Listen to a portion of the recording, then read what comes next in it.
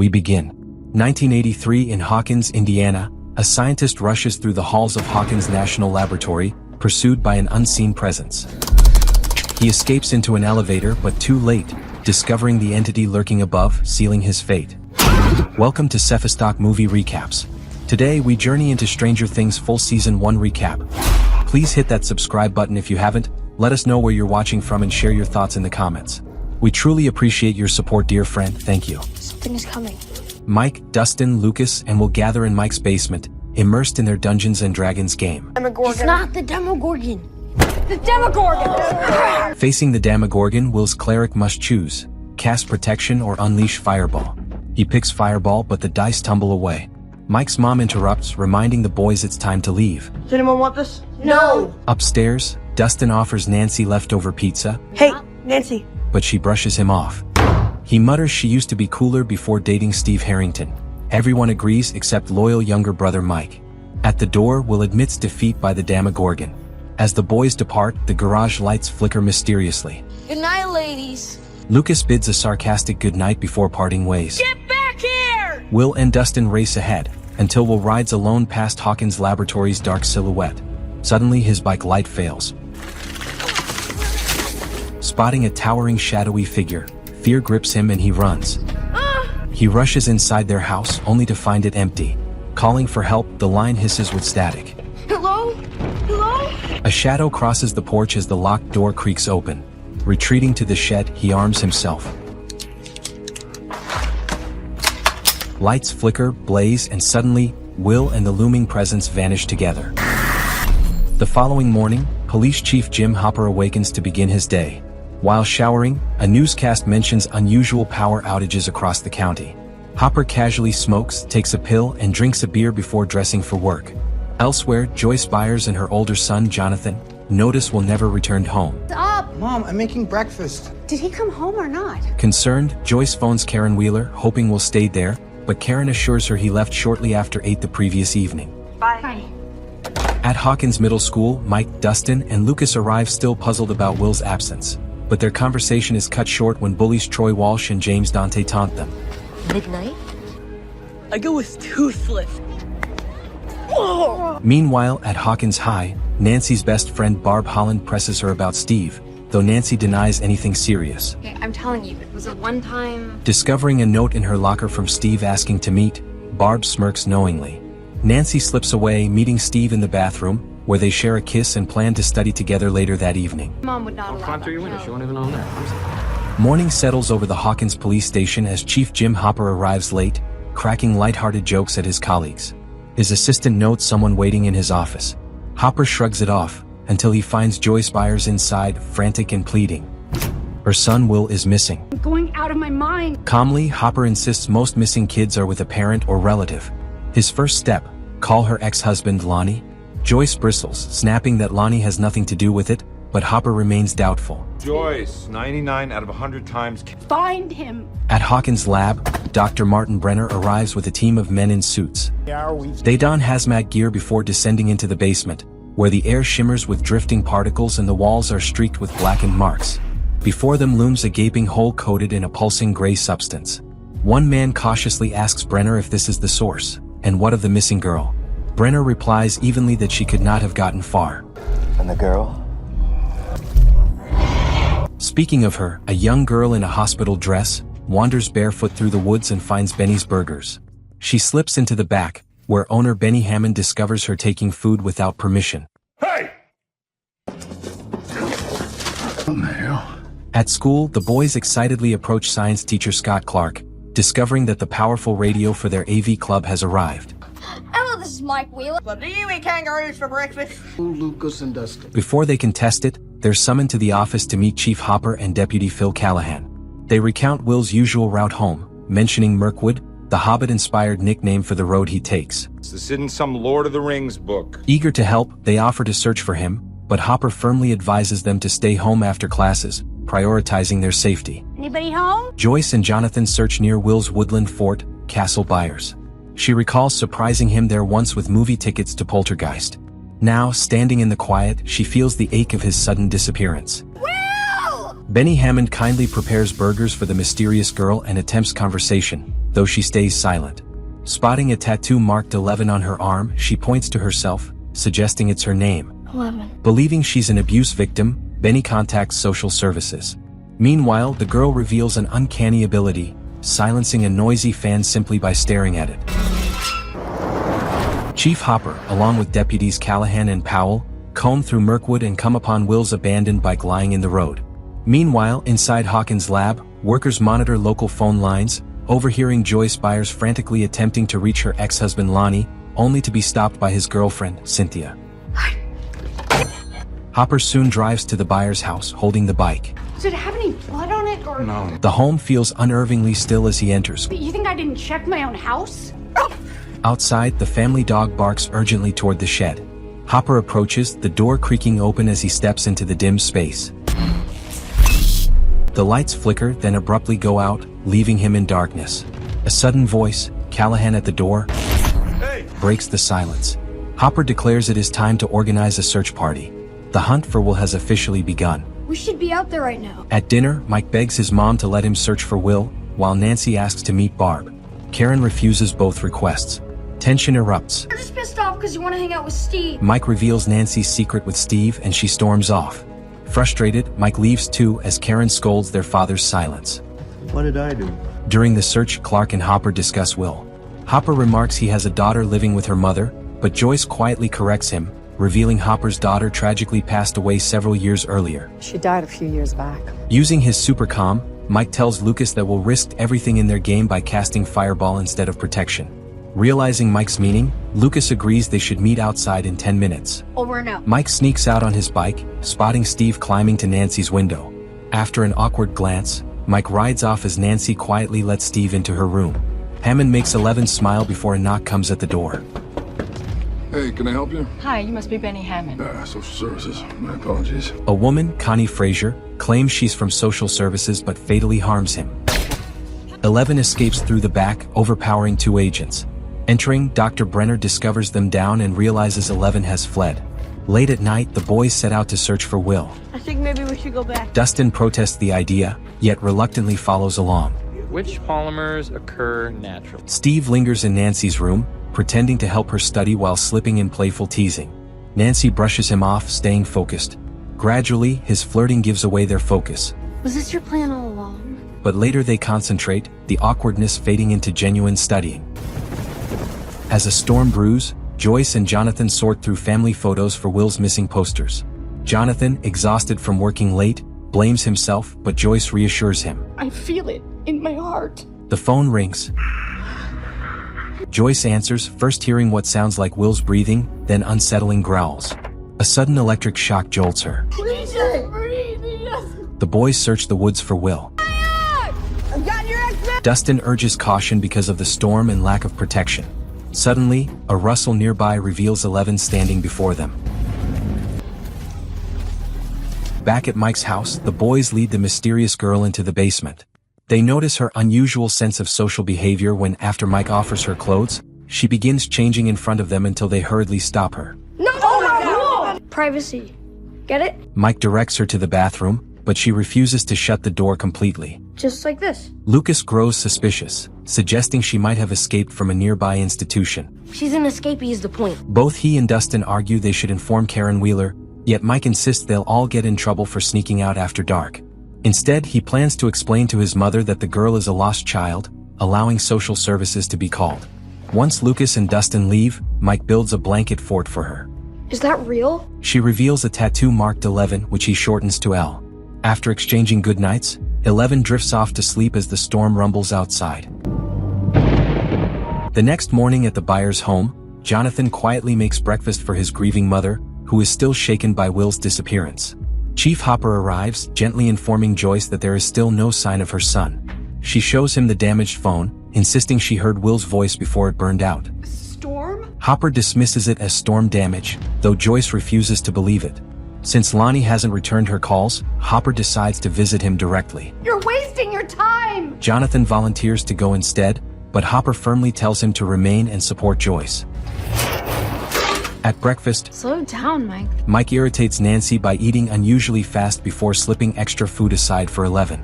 Got your breakfast? Later, he explains his plan to get her home safely. She should go to their front door, ring the bell, and his mother will call her parents. Don't want my mom to get help? 11, however, firmly refuses, warning that dangerous people are searching for her. She insists returning that way isn't safe, leaving Mike conflicted between helping her and following his original idea. With my son. I know it. Martin Brenner reviews Joyce's police call, where she insists Will spoke to her. The search continues while Hopper scolds Powell for mocking Joyce, and Callahan teases about Hopper's past with her, earning Powell's grin. Steve Harrington invites Nancy Wheeler to a small gathering at his house that evening, joined by his friends Tommy Hagen and Carol Perkins. Should we say something? On the way, they notice Jonathan hanging missing posters for Will. Everyone except Nancy jokes, and she awkwardly offers sympathy. I have to go. Chemistry test. Lucas and Dustin worry in class when Mike doesn't show, fearing his mother may have discovered their secret. All that matters is after school, the freak will be... In truth, Mike skips school, waiting for her to leave before returning to watch over 11. He introduces her to his TV family photos, she calls Nancy pretty, and his dad's adjustable seat. Driving toward his father's house, Jonathan listens to Should I Stay or Should I Go by The Clash. Should I stay or should I go? The song stirs memories of him and Will listening together in his room while Joyce argued with Lonnie over the phone. Though young, Will understood the tension, quietly enduring it with Jonathan beside him, offering comfort through music and brotherly presence. At her workplace, Melville's General Store, Joyce urgently requests a new phone and pleads for an advance. Though hesitant, the kindly store owner, Donald Melville, sympathizes with her situation and agrees to help. We're all clear. A repairman checks if anyone is home at the buyer's house before signaling a waiting van. Brenner and several suited scientists emerge, scanning the property. Brenner detects a power surge near the cabin and notices dark liquid seeping downward. Mike shows 11 around his room, and her attention lands on a photo of his friends.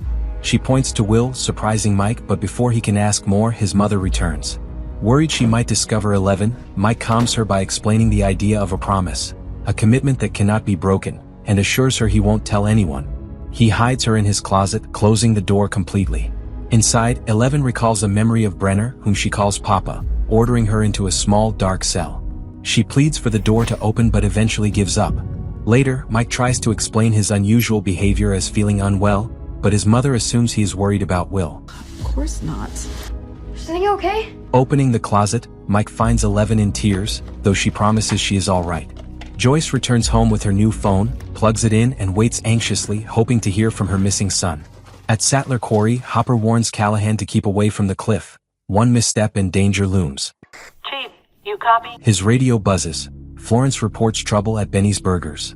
Benny Hammond lies dead, staged like a suicide. Jeez. Hopper recalls, unlike strangers in his past cases, Benny was a friend.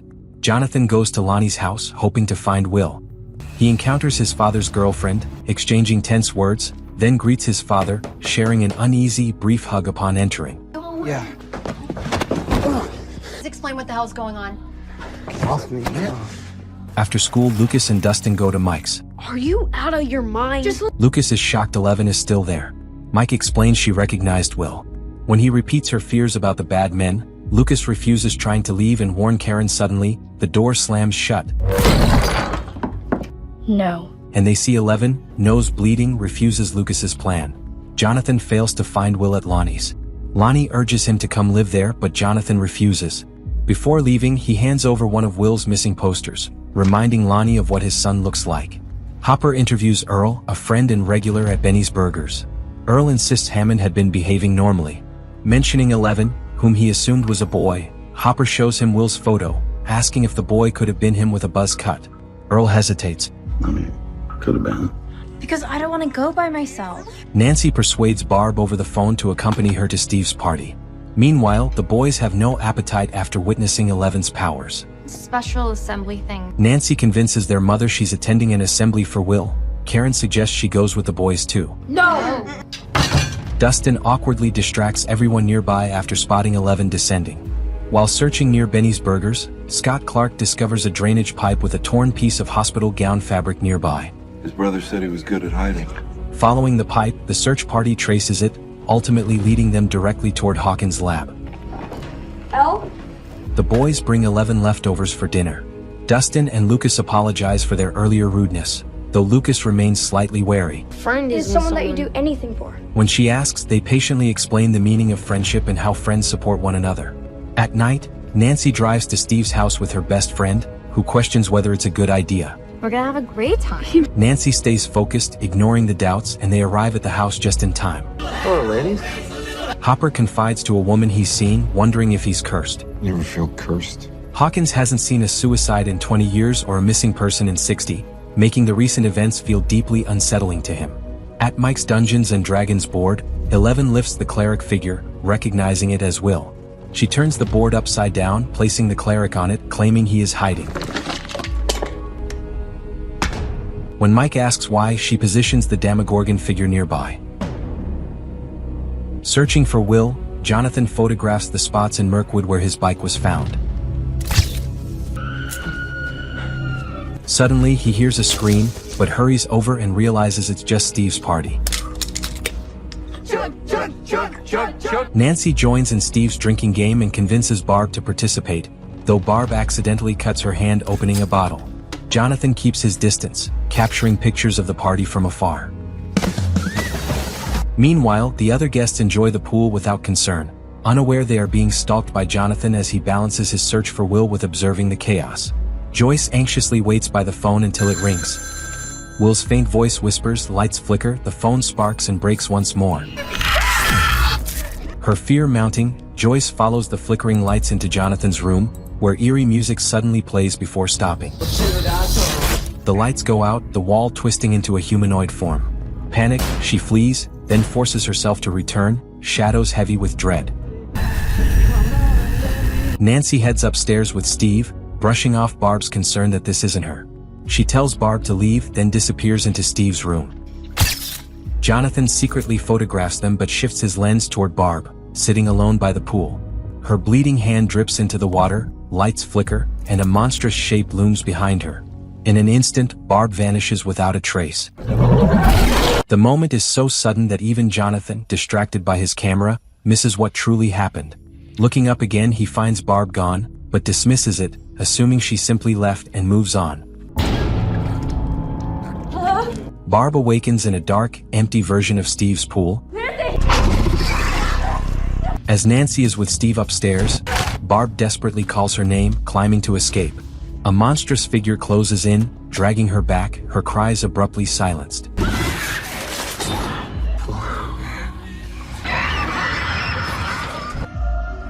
Early morning, Nancy quietly leaves Steve asleep and sneaks home, hoping to avoid notice. Instead, Karen waits, tense and worried. Scared me. Oh, I scared you? Questioned, Nancy brushes her off, but Steve's sweatshirt betrays her. So is Steve your boyfriend now? Nothing happened. Calmly deflecting, she slips upstairs, leaving her mother uneasy and suspicious. Jonathan wakes to find Joyce speaking to Will, but realizes she's addressing a cluster of lights. She pleads for a flicker and one responds.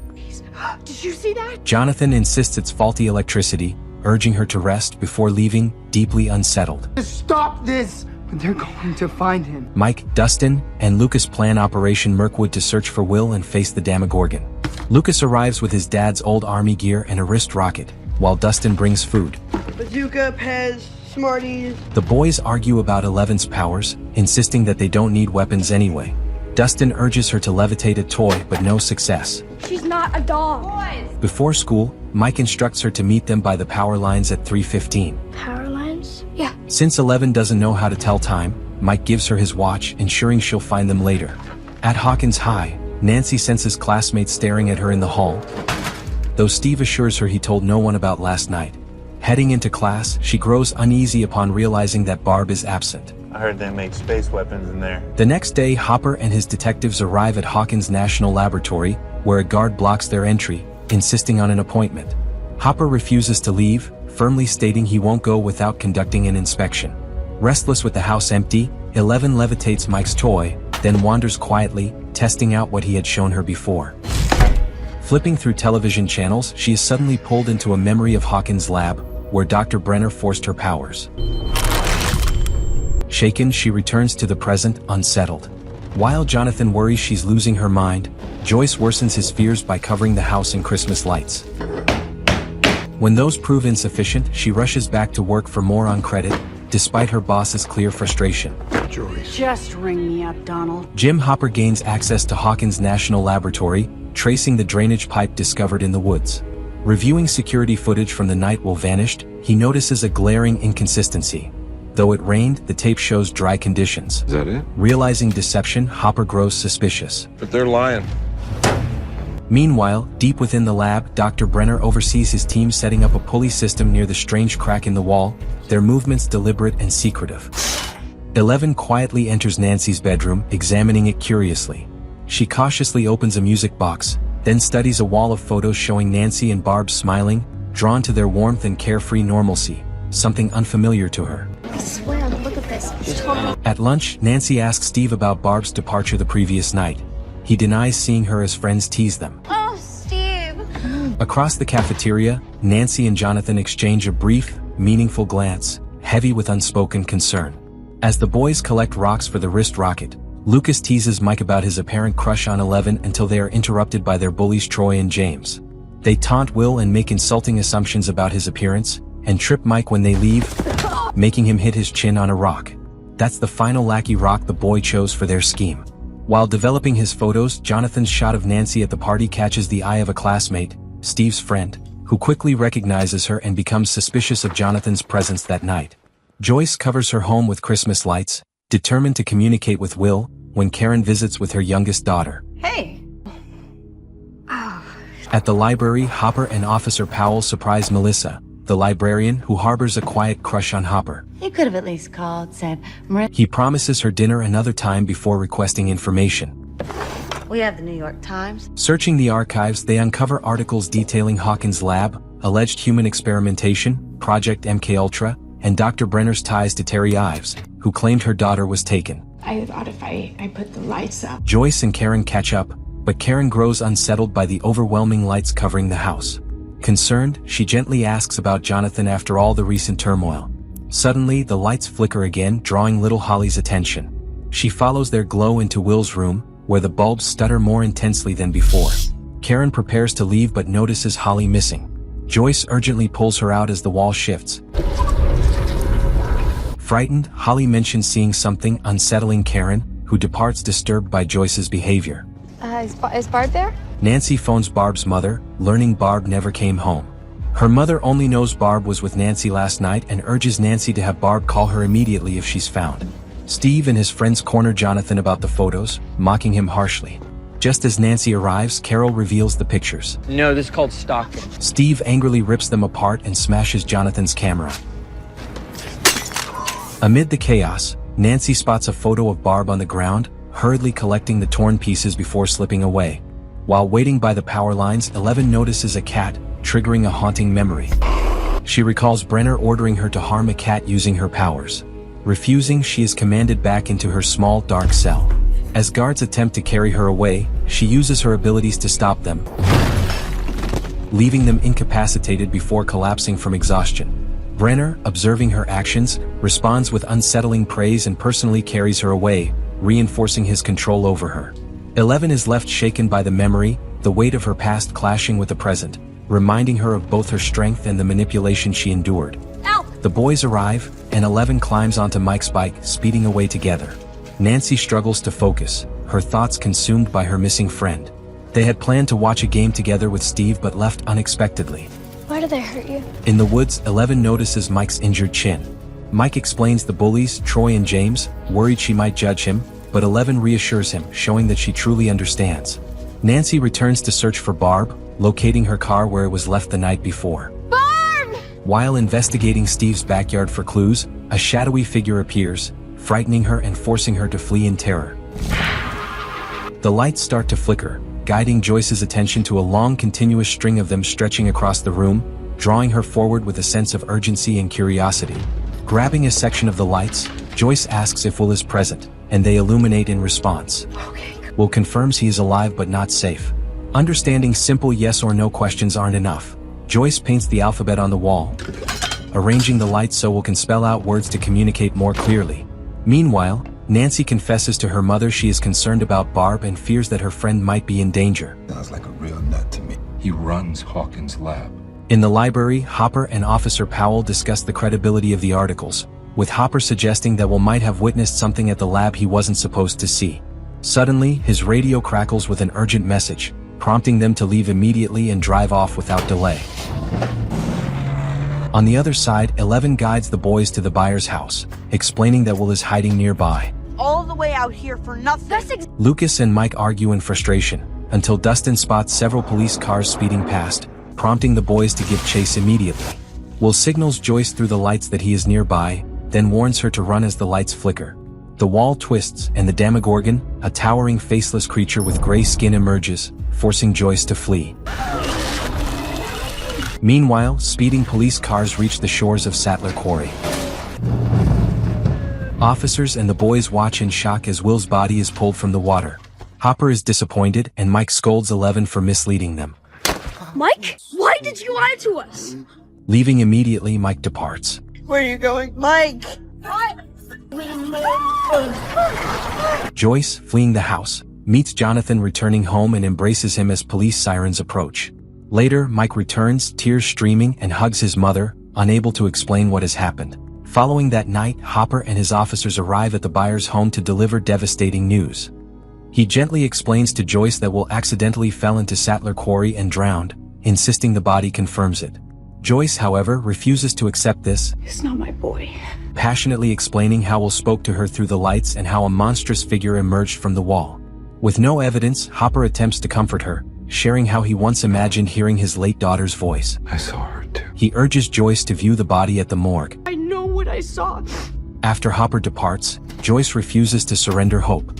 Grabbing an axe from the shed, she plants herself firmly on the couch, eyes fixed on the wall, determined and fearful, waiting for the terrible creature she believes took her son to return. Of this quarry by state police earlier this News of Will's death spreads everywhere, overwhelming the Wheeler family. In the basement, Mike sits in despair while 11 tinkers with his supercom. Are you deaf? You made me think Will was okay. That he was— Angry, he blames her for giving him false hope, until Will's voice suddenly breaks through, singing his favorite song, and 11's nose begins to bleed, revealing she used her powers to reach him on the other side, proving Will is still alive. Mom! Jonathan Byers wakes his mother, who half asleep mistakes him for Will, before taking her to the morgue. Meanwhile, Mike convinces his mother to let him stay home, feigning grief. Lucas, do you copy? Once she leaves, he contacts Lucas, still mourning, and insists Will isn't dead, urging him to come over with Dustin. Hopper learns the usual morgue worker was prevented from performing Will's autopsy, replaced by a state worker instead. Someone from state. Joyce and Jonathan are shown Will's body from a distance. His right arm, can you show that to me, please? Later, Jonathan and Hopper discuss Joyce's mental state, both convinced of her strength. However, Joyce storms out, fiercely insisting the body on the table is not her son, her certainty unshaken despite their doubts. Did you decide? I don't know what— Nancy tells Steve about her discovery in his backyard, but he only worries about his parents finding out about the party, dismissing Barb's disappearance, which leaves Nancy upset and deeply disappointed by his attitude. Mom, will you get in? Jonathan argues with his mother in public, urging her to face reality and begin preparing for the funeral. Joyce, however, insists with unshakable conviction that Will is still alive, though no one believes her. I am going to bring him home! Her certainty only frustrates Jonathan further. Using her powers once more, 11 reveals the sound of Will crying out in fear, leaving the boy stunned. Did that sound like a baby to you? You're on the right channel. Mike and Dustin believe her, but Lucas refuses, insisting Will is gone. Mike and Dustin propose using Hawkins Middle's AV club radio to communicate with Will. To disguise 11, they dress her in a wig in Nancy's old clothes, and Mike, caught off guard, blurts out that she looks pretty, leaving them all briefly flustered before pressing on. A soldier named Shepard is escorted into the lower levels of Hawkins National Laboratory. Under the watchful eye of Martin Brenner, Shepard carefully approaches the strange fissure in the wall and bravely steps through it, disappearing inside. During class, Nancy is summoned to speak with Karen and officers Phil and Powell about Barb Holland's disappearance. She recounts the evening's events, carefully omitting her close moment with Steve. The officers suggest that Barb might have been upset over jealousy and possibly left town on her own. No, Barb wouldn't do that. So Gary, tell me about these troopers that brought in Will. Hopper questions local coroner Gary, who explains that state workers removed him and took over handling Will's body. The kids ride to school hoping to find stronger signals to contact Will. At the AV room, their science teacher Scott Clark stops them, questioning why they're skipping Will's memorial and curious about 11. The boys introduce her as Eleanor, Mike's relative, and Clark escorts them to the assembly, where students and teachers have gathered to honor Will. Didn't lie. How naive do you? Nancy argues with her mother about lying to the police and storms to her room. Nancy, just leave me alone. She retrieves Jonathan's torn picture of Barb, pieces it together, and suddenly notices a dark figure standing silently behind her. Shepard, come in. Inside the fissure, Shepard notes the eroded, blood-covered surroundings and senses something stalking him. Something else in here. He screams to be pulled out, but suddenly his line goes slack, and the scientists reel in only his empty, bloodied connector, shocking Dr. Brenner. Will was an exceptional student. During Will's memorial assembly, Mike notices Troy Walsh and James Dante mocking him. After the service, Mike confronts them, shoving Troy to the ground. When Troy attempts to retaliate, 11 intervenes, freezing him in place and causing him to wet his pants. Embarrassed and confused, Troy stands humiliated as the crowd watches. Nancy approaches Jonathan as he examines Will's coffin. She shows him the reassembled photo, prompting him to recount seeing Barb vanish and sharing his mother's account of the Demogorgon emerging from the wall, leaving both unsettled and concerned. He didn't have a face. Hopper follows David O'Bannon, the state trooper who found Will's body, to a bar. They discuss Hopper's daughter and then the circumstances of Will's discovery. So why are you lying to me, man? Annoyed by Hopper's questioning, O'Bannon tries to leave, but Hopper forces a confession that the body's discovery was staged. Hopper notices a car watching them. O'Bannon warns it could get them killed. Both O'Bannon and the car quickly flee, leaving Hopper uneasy. Joyce desperately tries to reach Will by playing his favorite song repeatedly. Meanwhile, 11 sits at the AV radio, recalling a test with Brenner where she had to locate a man and repeat his phrases. Instead, she broadcasts his speech through a loudspeaker, impressing Brenner. As Joyce hears Will calling, the boys pick up his voice on the radio too. What is that? Will, it's us. Are you there? Joyce tears open the wallpaper, revealing Will behind a fleshy membrane. He warns her that something is coming and that his place, though familiar, is dark and empty. The membrane suddenly reverts to solid wall, leaving Joyce baffled. She axes through it but finds nothing. Overwhelmed, the radio sparks and catches fire, and the boys rush to carry a drained 11 out of the school, shaken but determined to find Will. Jonathan and Nancy enlarge a photo in Hawkins High's photo lab. Nancy observes that Jonathan prefers watching people rather than speaking. He explains that photos capture unspoken truths. Curious, Nancy asks about her own photo. Before he can respond, the image fully develops, revealing, to their shock, the unmistakable presence of the Demogorgon behind her, turning their focus from casual observation to urgent concern. Hey, Patty. On the other side, Hopper returns to the morgue. With the receptionist's permission to view Will's body, he overpowers a false security guard, breaks in, and discovers the body is fake, filled with stuffing instead of a human interior. Lonnie Byers arrives to find Joyce distraught, and she embraces him for comfort. Jesus, the hell happened? Meanwhile, Hopper drives to the edge of Hawkins' lab, readying bolt cutters to open the fence and gain access. In the meantime, Hopper stealthily sneaks into Hawkins' National Laboratory, determined to uncover the truth hidden within its walls. As he approaches the quarantined lower levels, 2 guards catch him in the act, blocking his path forward. Hands up. Hands up. With quick reflexes, Hopper incapacitates both men and descends into the facility's restricted depths. Joyce shares a drink with her ex-husband Lonnie, who urges her to seek counseling after their son's apparent death. Joyce insists she no longer feels Will's presence, while Lonnie dismisses her conviction, suggesting she's imagining things by calling their son's death a fake. Boy, and you're saying his body is fake. Just doesn't make sense, it doesn't. Meanwhile, Hopper searches the facility for Will and discovers a child's bedroom, where he finds a drawing showing a child being pressured by their father to harm a cat. The room Hopper discovered is revealed to be 11's, while elsewhere the boys anxiously discuss what they heard Will say about where he was. Upside down. 11 murmurs upside down. Mike remembers when she flipped their Dungeons and Dragons board to demonstrate Will's location. This is where Will is. Insisting he was inside his own house. From this, Mike theorizes that Will may be trapped in a place they call the Upside Down. The Veil of Shadows. Dustin builds on the idea, comparing it to the Veil of Shadows from Dungeons and Dragons. It is right next to you and you don't even see. Describing it as a dark reflection of their world. An eerie place of decay and emptiness, existing right beside them yet invisible. Meanwhile, Hopper ventures deeper into the facility and stumbles upon the strange fissure in the wall. Just as he prepares to step inside, 2 guards ambush him, knocking him unconscious. Jonathan Byers comes home, shocked and unsettled to find his father there.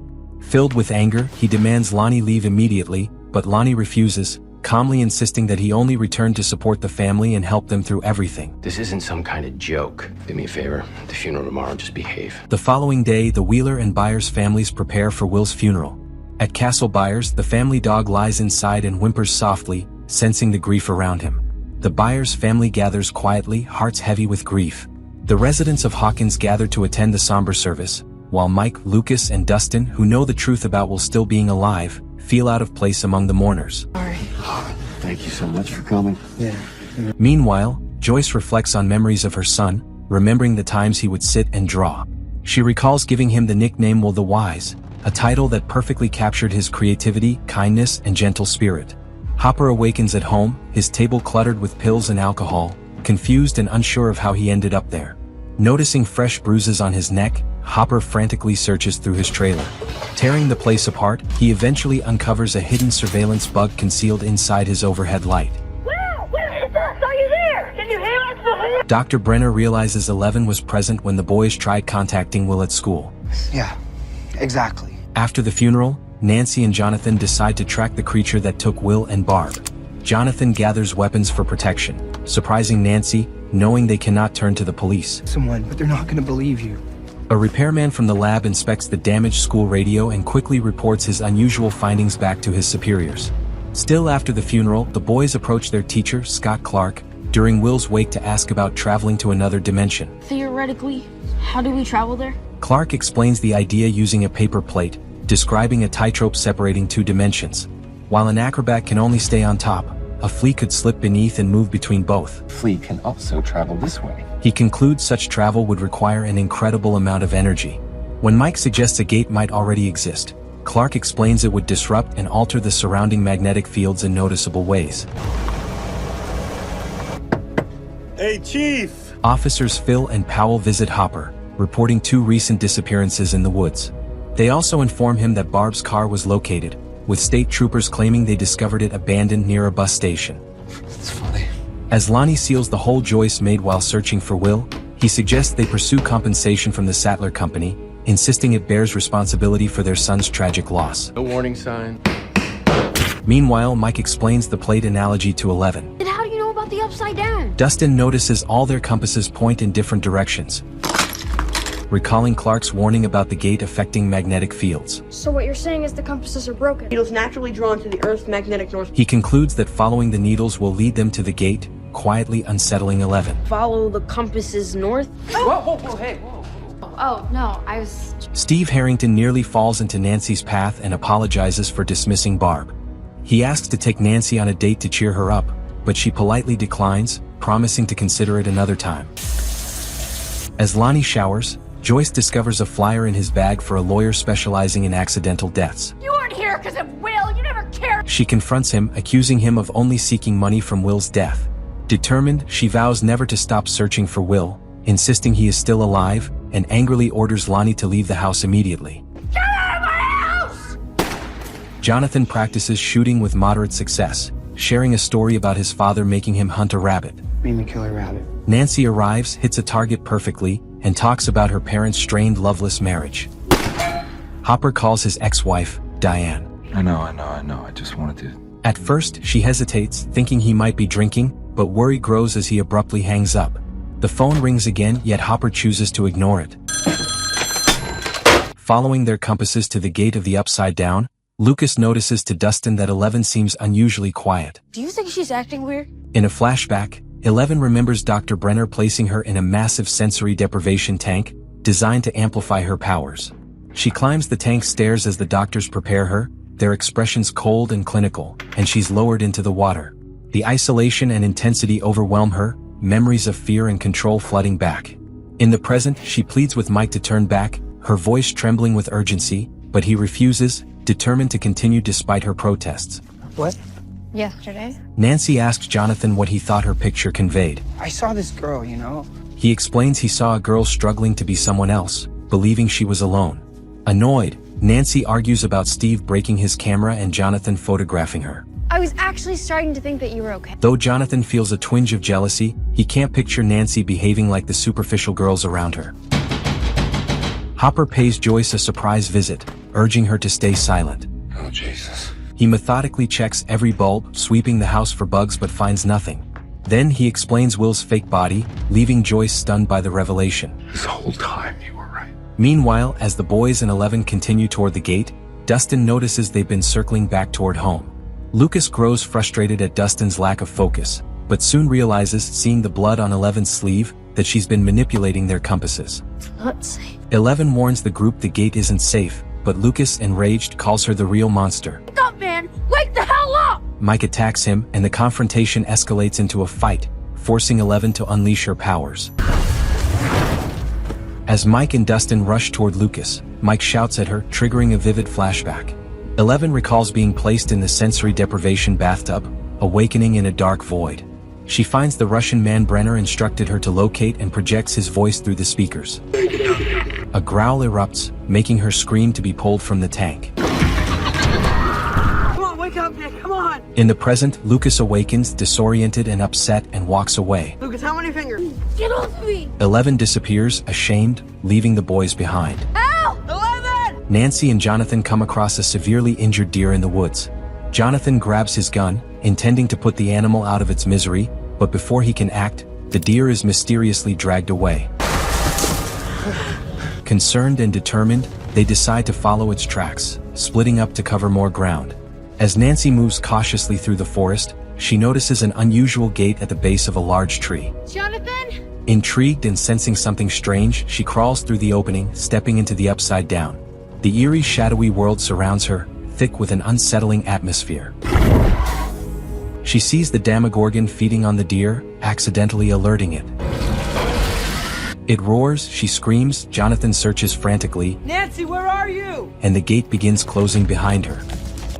Nancy! Trapped in the upside down, Nancy follows Jonathan Byers' voice from the real world. Jonathan! Inside, she is pursued by the Demogorgon, hiding behind an eerie tree. Meanwhile, above, Jonathan finds the gate just as it is about to close.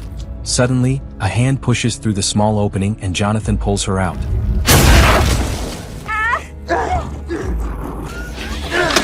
The two watch in horror as the gate seals itself. Worried about Nancy's earlier strange behavior, Steve Harrington brings his friends, Tommy and Carol, to check on her, despite their teasing. Shut up. He finds Jonathan holding Nancy in her bedroom. Meanwhile, Jim Hopper tells Joyce Byers about a child's room he saw at Hawkins National Laboratory. There was this kid's room. Comparing it to Will's detailed drawings, Joyce realizes it wasn't his room. The night that Benny died, Earl said... Hopper recalls reports of a child seen with Benny Hammond the night he died and begins to suspect it might be Terry Ives' abducted daughter, Jane, connecting the mysterious sightings and past events in Hawkins. A traumatized Nancy asks Jonathan about their last encounter with the monster, fearing being alone. He reassures her it can't reach them at her house, though she remains unsure. To keep her safe, Jonathan stays the night. Can you just come up here? And Nancy realizes it might be even safer if he slept beside her. Can't get us in here. The next morning, Mike angrily destroys Eleven's blanket fort, blaming it for her disappearance. Yeah, it's Ives. Terry Ives. To avoid being traced, Hopper uses a roadside phone to locate Terry Ives' address, believed to be Eleven's mother, though they only know her by the name Jane. Hey. As Jonathan wakes, Nancy insists they must save Will and Barb Holland from the Demogorgon. Meaning it's a predator, right? Together, they reason that the creature is a predator attracted to blood, and decide they could lure it into a trap and kill it. Just then, Karen calls Nancy for breakfast, breaking the intensity of the moment. Your mom doesn't knock. Connie Frazier from the lab visits Scott Clark. Hi, Scott Clark? Pretending to recruit children for the Indiana AV Club, where she learns Mike, Dustin Henderson, and Lucas Sinclair's names. I have a few in mind. Meanwhile, Dustin finds Mike in his basement, frustrated and guilty for shouting at Eleven and blaming Lucas. So you're saying he wasn't way out of line? Dustin reminds him they both broke their group's code and insists they must reconcile. We're going to get Lucas. And then... Earlier in the lab, Dr. Brenner assures Eleven of their coming achievement. Later, waking in the woods, dirty and starving, she struggles with self-hatred. She discards the blonde wig and unleashes a scream with her powers, for losing her friendship with Mike. At breakfast, Nancy's absence alarms her family. Her mother checks upstairs, only to find Nancy's room empty and the window open. She has disappeared with Jonathan. Tension rises among the boys as Lucas, still resentful of Eleven's presence, demands that Mike send her away before accepting his apology. I'll shake. On one condition. Mike, standing by 11, firmly refuses, widening the rift. Feeling betrayed and unwilling to compromise, Lucas storms off, determined to search for Will alone, convinced it is the only way to prove himself right. I'm gonna find Will. Exhausted and starving, 11 wanders into a supermarket, overwhelmed by the bright lights and endless shelves of food she's never freely had before. As she explores, a sudden flashback strikes, Dr. Brenner forcing her into the sensory deprivation tank, where she once located the Demogorgon. The memory shakes her, but hunger pushes her forward. Mouth breather. Spotting several boxes of Eggos, her newfound favorite comfort food, she clutches them tightly, unleashing her powers. Hopper and Joyce locate Terry Ives, who previously accused Hawkins' lab of taking her daughter, Jane. Who's asking? Arriving for answers, they meet her sister, who reveals Terry has been catatonic for nearly 5 years, endlessly repeating fragments of her trauma, leaving their hope for clarity fading. I told you you're wasting your time. Lucas gears up and begins his solo mission, spotting a Hawkins lab van across the street as he leaves home. Meanwhile, Mike and Dustin stick to their plan. You should have shaken my hand. First find 11, then locate the gate to rescue Will, hoping to ease the previous day's tension. Passing the grocery store, they notice the mess left from 11's food theft. Realizing she must be nearby, they quickly change their route, determined to find her before continuing their mission to locate the gate and save Will. Terry Ives' sister tells Hopper and Joyce her tragic story. Years ago, Terry was a test subject in the CIA's secret MKUltra program while pregnant. She endured psychedelic drugs and invasive experiments, then was told she miscarried her baby, Jane. Yet in rare lucid moments, Terry has insisted the miscarriage was false, that Jane was born alive with extraordinary abilities. This leaves Hopper and Joyce shaken, hinting that Terry's daughter might indeed be the mysterious 11, linking past experiments to the strange events unfolding in Hawkins. As expected, the compass leads Lucas straight to the lab. Nancy and Jonathan stop at an army surplus store, tension thick as they gather weapons and traps. Bullets, a bear trap, spikes, a sledgehammer, even propane, preparing for a fight against the monster. What are you kids doing with all this? Monster hunting. As they load up, Nancy reflects on how her life has shifted from normal teenage worries to confronting a creature from another world. Can't wait to see your movie. Passing drivers shout at her, and one mentions a movie, prompting Nancy to rush to the theater. There, she sees the marquee cruelly altered to read Nancy the Slut Wheeler. Her humiliation deepens when she hears laughter from an alley. Steve and his friends spray paint more insults, this time targeting Jonathan. Oh! When Nancy and Jonathan confront them, Steve turns hostile, mocking Jonathan. Tensions erupt into a fight. Your father. In your Jonathan, family, I mean, leave your it. mom. Jonathan, furious and protective, beats Steve down, but police sirens interrupt. Hey guys, Jonathan, get off of him! Stop it! Hey, my nose! Steve flees while Jonathan is restrained and arrested, leaving Nancy humiliated. Meanwhile, Hopper and Joyce leave Terry Ives' home, having gained a small insight into what they wanted to know, though Joyce feels her pain. Hey, Chief, you there? Hopper is then called to the police station immediately. At the station, a kind-hearted staffer notices Nancy and suggests that Jonathan's fierce defense of her hints at a secret affection, but after she gently tends to his wounds. Everything okay? Meanwhile, 11 sits happily under a tree with her pile of Eggo boxes. 11! Mike and Dustin search for her but are intercepted by Troy and Reed, who chase them through the woods. Following the compass, Lucas reaches the lab and climbs a tall tree to scout it with binoculars. From above, he notices suspicious activity and a row of vans identical to the one outside his home, signaling that something dangerous is underway. The chase reaches a terrifying climax as Troy and Reed corner Mike and Dustin atop the quarry. Troy presses a knife to Dustin's throat, forcing Mike to choose between jumping into deadly waters or watching his friends suffer. Mike leaps, but before disaster occurs, 11 uses her powers, stopping his fall midair and safely pulling him back to the top, rescuing him from danger. 11 unleashes her full power on the bullies, knocking down Reed and breaking Troy's arm with focused telekinesis, then orders them to leave before collapsing. They'll kill you, you hear me? In a vivid flashback, she recalls touching the Demogorgon, panic destroying the lab and opening the gate to its world.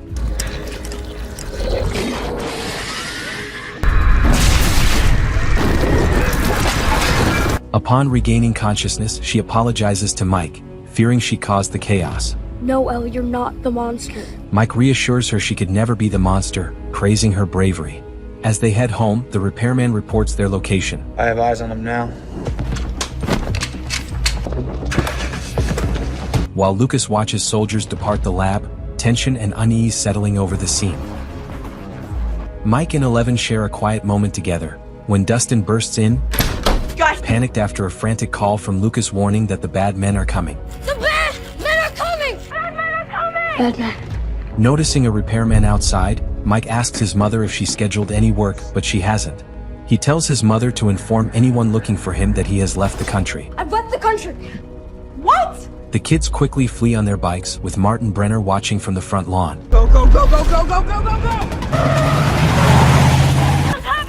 Yeah, Lucas, I'm in Jerry. Okay! Lucas joins them as vans pursue. Where are they? I don't know. I think we'll... As one van turns sharply to block their path, 11 reacts instinctively with her powers to flip the van over them, creating a barrier and preventing the others from following, giving the group a chance to escape. I was wrong. Lucas sincerely apologizes, 11 admits misleading the group, and Mike and Lucas reconcile, resolving their conflict and restoring friendship. Hey! Meanwhile, Joyce Byers and Jim Hopper discover her son in custody and find his and Nancy Wheeler's hunting equipment in the trunk. In my office. You won't believe me. Mike! Karen notices a strand of 11's wig just as Brenner, Connie Frazier, and Hawkins National Laboratory soldiers arrive, searching the house. Brenner finds the Benny's Burgers shirt 11 wore when the boys first found her and warns Karen and Ted Wheeler that Mike is in danger. He urgently asks Karen to guide him to Mike. Do you have any idea where your son might have gone? Randolph Road, right here. As Lucas explains the lab map area, the group realizes breaking through will be difficult. He's right. The soldiers out front. Weapons.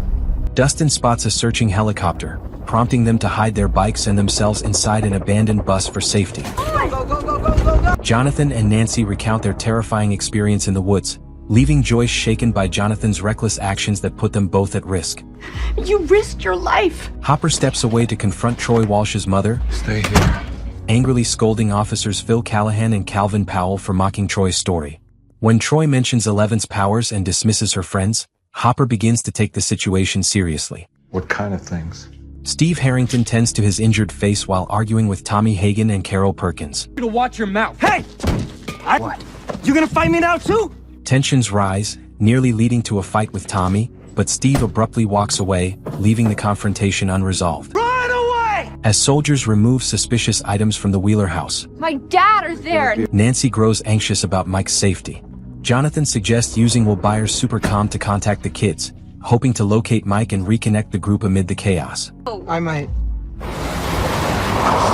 They rush back to the Byers' house to search for the supercom.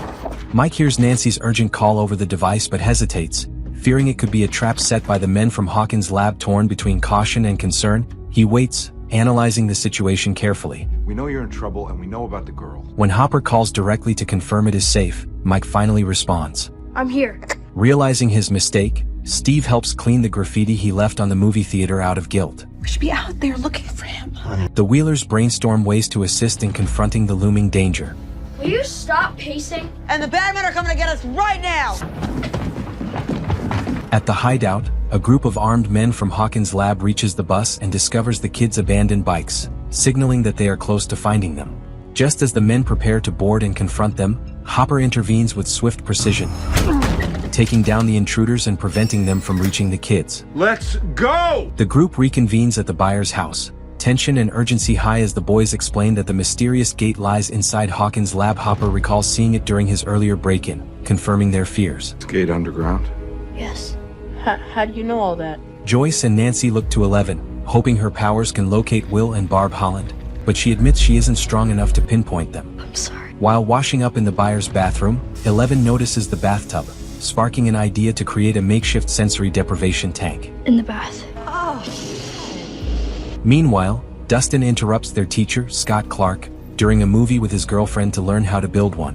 Why don't we talk about it Monday, after school? Hesitant at first, Scott explains the process, How much? noting the need for a large amount of salt. All right, Mr. Clark. Energized by the plan, the group heads to Hawkins Middle, determined to gather the materials and construct the tank. Hopper and Jonathan gather salt, while Nancy and Mike fetch the hose for the Byers' kiddie pool. Nancy makes Mike promise to stop keeping secrets from each other. When asked, both deny their feelings toward 11 and Jonathan. No, ew! Joyce sets up a makeshift blindfold for 11 and thanks her profusely for helping, promising to be there if 11 gets scared. And if it ever gets too scary. The group moves quickly, filling the pool with salt gathered from the school's kitchen, creating a protective barrier to amplify Eleven's abilities. Once ready, Eleven immerses herself in the brine, entering the void. A shadowy, otherworldly dimension that mirrors their world but is twisted and decayed. Inside, she first discovers Barb's lifeless body, a grim reminder of the Demogorgon's deadly reach. Pressing onward, she locates Will trapped within a deteriorating version of Castle Byers, surrounded by the eerie, decaying landscape of the Upside Down. Communicating with him, Eleven relays a message from Joyce, letting Will know the group is coming to rescue him. Desperate and fearful, Will urges them to hurry, emphasizing the urgent danger he faces. The scene is tense and surreal, highlighting Eleven's courage and the high stakes of navigating the perilous void. Something happens to me, I don't make it back. My son! I'm going! Joyce insists on accompanying Hopper to the laboratory, while Nancy and Jonathan agree to lure the Demogorgon away to protect the others in the Upside Down. Joyce and Hopper are immediately captured upon entering the lab. Let me do the talking. Meanwhile, as Will sings his favorite song to himself, the Demogorgon rips apart the fort and attacks him. Inside Hawkins National Laboratory, Joyce comes face to face with Dr. Martin Brenner, the man responsible for the lab's cruel deception. Overwhelmed with anger and grief, she confronts him, demanding truth and retribution for the cover-up that convinced her Will was dead. Took my boy away from me! Brenner remains calm and calculating, showing no sympathy as he tries to maintain control. Meanwhile, Hopper suffers through a brutal interrogation by Connie Frazier, who tasers him repeatedly and threatens to stage his death as a drug overdose. Who are you working with? Despite the pain, Hopper keeps his composure and uses the moment to negotiate. You gonna give us anything we need? He proposes a deal: grant him and Joyce safe passage into the Upside Down to search for Will, and in exchange he will overlook the lab's secret experiments. At school, Mike notices Jonathan and Nancy are missing, and Eleven informs him that they have gone to face the Demogorgon. Meanwhile, the two arrive at the Byers' house and prepare for battle, setting traps to lure and injure the creature. Determined to fight back, Jonathan drives nails through a baseball bat, turning it into a weapon, while he and Nancy steel themselves for the terrifying encounter ahead. Brenner ultimately accepts Hopper's desperate bargain, but with a sinister condition: Hopper must hand over Eleven. Reluctantly, Hopper agrees, insisting only that Mike, Dustin, and Lucas remain unharmed. And if they find the boy? With the terms set, soldiers and scientists mobilize toward Hawkins Middle School. Put it on. Meanwhile, Hopper and Joyce prepare for their most dangerous step yet, venturing into the gate itself. Suited up, they enter the dark, decaying world of the Upside Down, where dread quickly sets in. As Joyce begins to panic in the oppressive, nightmarish environment, Hopper gently steadies her, recalling a painful memory of calming his daughter, Sarah, when she first struggled to breathe, the earliest sign of her illness. Oh, relax. I know. Slow. Nancy and Jonathan cut their palms to lure the Demogorgon. 3! The kids, despite fears, agree to follow Hopper's plan, uniting and trusting his strategy to find Will together. I'm just gonna go get some chocolate pudding. Before Jonathan or Nancy can react, Steve Harrington unexpectedly arrives at the Byers' house, nervously apologizing for his fight with Jonathan. Noticing Nancy's injured palm in the house's chaos, he's stunned when she raises a gun, just as the lights flicker ominously. Get out! What is it? Suddenly, the Demogorgon bursts through the ceiling, forcing the trio to scramble for cover. What the hell was that? Shut up! They retreat into Will's room, relying on their light trap, but after a tense flare, the creature vanishes, slipping past their setup. In the unsettling wasteland of the Upside Down, Hopper and Joyce discover a grotesque, broken egg, evidence of the Demogorgon's breeding. Nearby lie the shattered remains of Castle Byers, Will's once safe haven. Amid the wreckage, Hopper finds a small toy, triggering a painful memory of his daughter Sarah holding the same toy in her hospital bed, deepening his resolve. What are you doing? Are you insane? Terrified, Steve bolts from the Byers' house, but outside he notices the lights violently flickering and bravely chooses to return. As the Demogorgon lunges at Jonathan, Steve grabs the nail-studded bat and strikes it repeatedly, forcing the creature into the bear trap.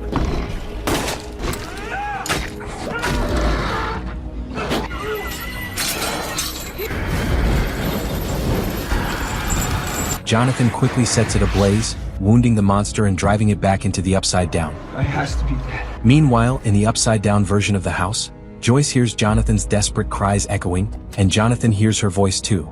Their fleeting connection pulses through the flickering lights, a sign of Joyce's spiritual presence, filling both mother and son with renewed hope. Knew she was hoarding it. Knew it. Chocolate pudding! Okay. As Dustin and Lucas fetch food, Mike gently tells Eleven that after they rescue Will, she can live with his family, offering her the safety she's never known. Why no? I mean, I don't know, I guess it's not. When Eleven asks if he'd be like her brother, Mike shyly rejects the idea, instead nervously inviting her to the snowball dance. Struggling to explain what a crush is, he falters, then suddenly kisses her, leaving Eleven surprised but touched. Hold on, I'll be right back. Their moment is interrupted as a car pulls up outside. Agents from Hawkins' lab. Mike rushes to warn the others. They found us. They arrive on a building across, but soon Frazier and her team corner the kids. How did they find us? I don't know what to do. Call on! 11 summons her powers in defiance, telekinetically collapsing the agents' minds. The devastating effort drains her, and she collapses unconscious. Leave her. 11 awakens to Brenner looming as her friends are restrained. Tearfully, she offers surrender if they're freed. Before Brenner responds, the Demogorgon bursts in, attacking soldiers and lunging at him, while the kids escape amid the chaos. Demogorgon.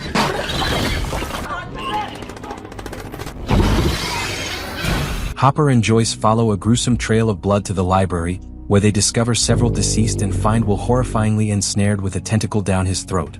Acting quickly, they remove the appendage and Hopper fires at the writhing creature, killing it instantly and saving Will from further harm. Come on. In the chaos, Mike holds a weakened 11, comforting her with the promise they'll attend the snowball once the danger passes. The Demogorgon crashes in, Lucas fires a slingshot, but 11 uses her powers to pin and destroy it.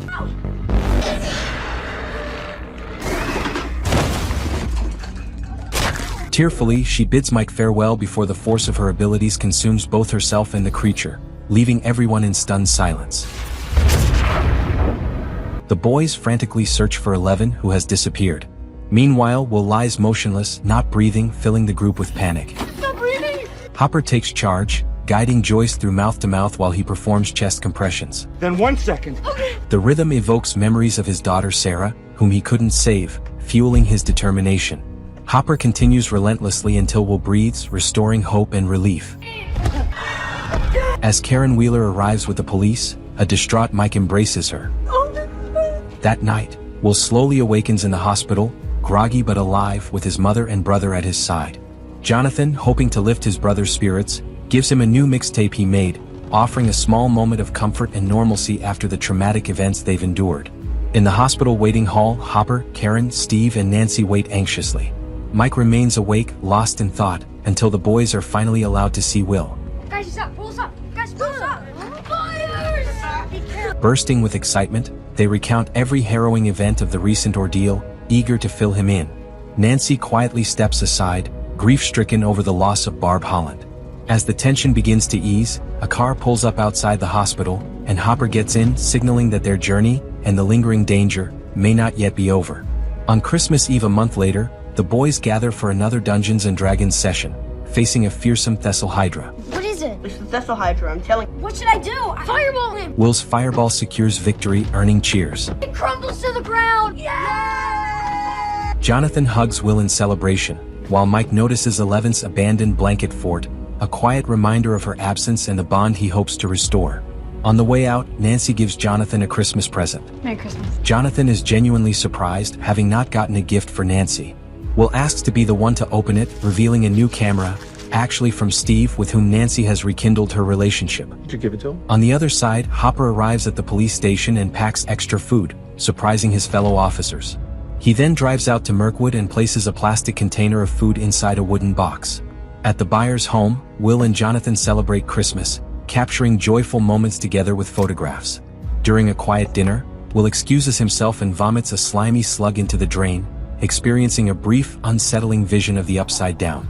Shaken, he returns to the table, hiding his lingering fear from his family and continuing the meal. Yeah, I'm okay. Thanks for watching. Please hit that subscribe button if you haven't, let us know where you're watching from and share your thoughts in the comments. We truly appreciate your support, dear friend. Feel free to click on the next video. Thank you.